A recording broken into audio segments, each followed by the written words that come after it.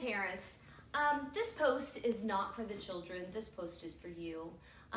It's to offer you just a little bit of encouragement at this time when things are crazy in the world.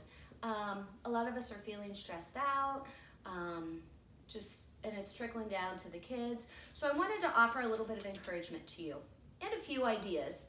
A quote that I found that I really like that said, "Successful parents are not the ones who never struggle. They are the ones that never gave up despite the struggle." And I don't know what your days are looking like. I don't know if you're in the house with kids and spouse and everything is just different, or if you're working outside of the home and you're a little bit worried because you're worried about germs that you might be bringing back in from your workplace. I don't know if you're homeschooling the kids, and that's tough. It's tough to be parent and teacher for their schoolwork. I don't know if your kids are suffering from some cabin fever, if they're missing their routines at school, they're missing their friends, they're missing their grandparents. Things are being canceled left and right. I don't really know what your days are looking like, but I do want to share with you guys that you're really not alone. You're not alone. We're all in this together. We're not meant to do it by ourselves. Share. If you are feeling a certain way, don't try to deal with it yourself. That's really hard. It's really hard to deal with things on your own. Call a friend. Most of you have my contact information. Give me a call.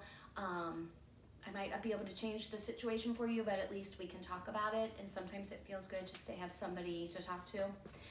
And if you're feeling pretty positive one day, bring the sunshine for somebody else. Be the person that somebody else can talk to. The other thing I want to say is be grateful at the end of the day. Think about all the good things that have happened to you throughout your day. And there are many, many good things.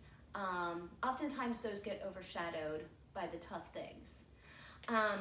With that being said, I would like to share a few things with you that might help with your little ones. I purchased these today. They actually came in today from Amazon. If you want to bring it closer here, you can see. I bought these for my classroom.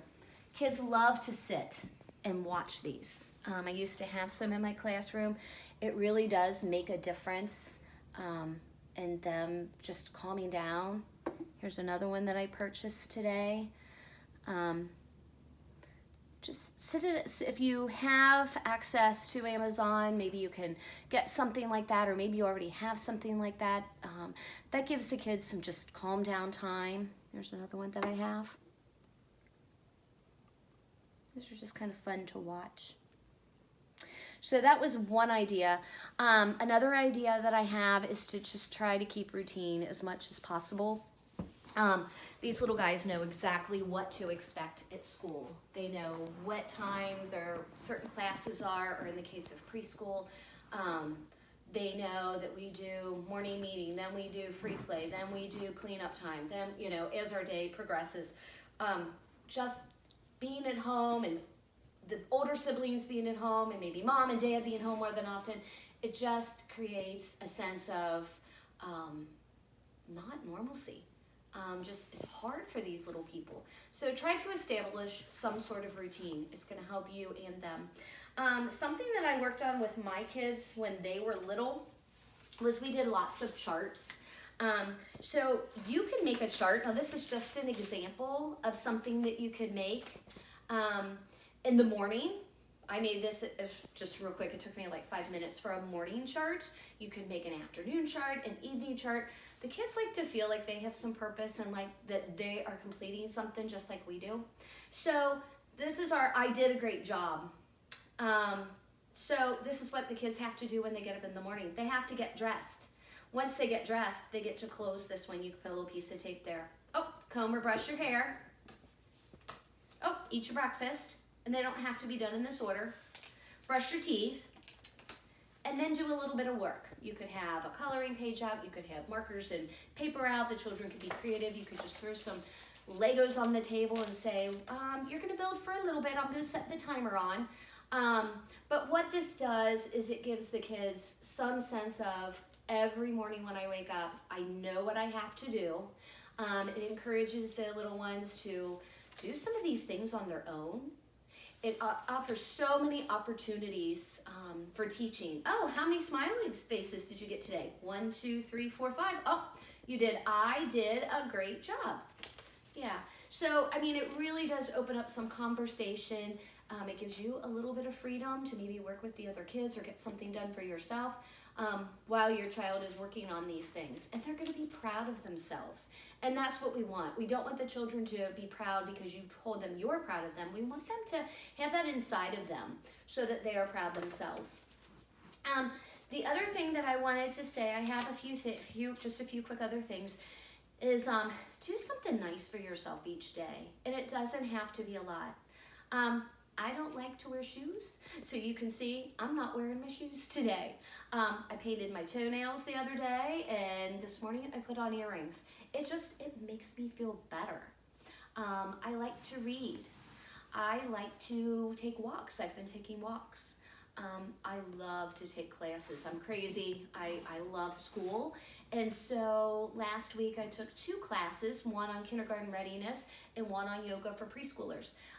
So I'm going to do a yoga class later this week on YouTube for the kids.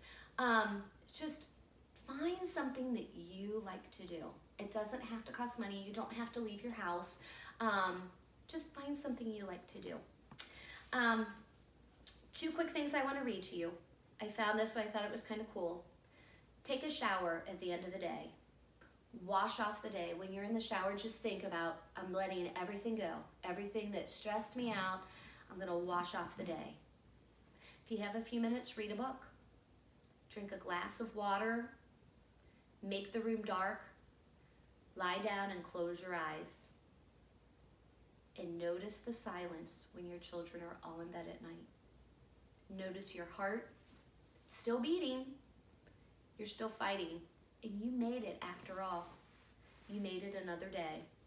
And you can make it tomorrow, just one day at a time.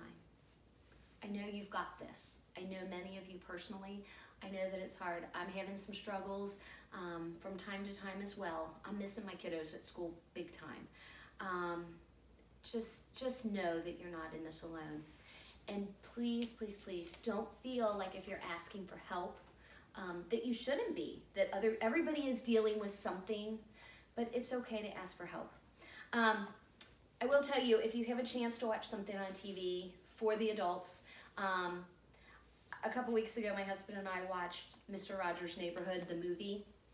And I found at the store, The World According to Mr. Rogers, important things to remember. And these are all quotes that he has come up with and people compiled them, his friends and coworkers through all of his years. It's an awesome, uplifting movie. But I want to read one last thing to you here. All of us at some time or other needs help. Whether we're giving or receiving help, each one of us has something valuable to bring to this world. That's one of the things that connects us as neighbors. In our own way, each one of us is a giver and a receiver. I want to thank you guys so much for what you give me.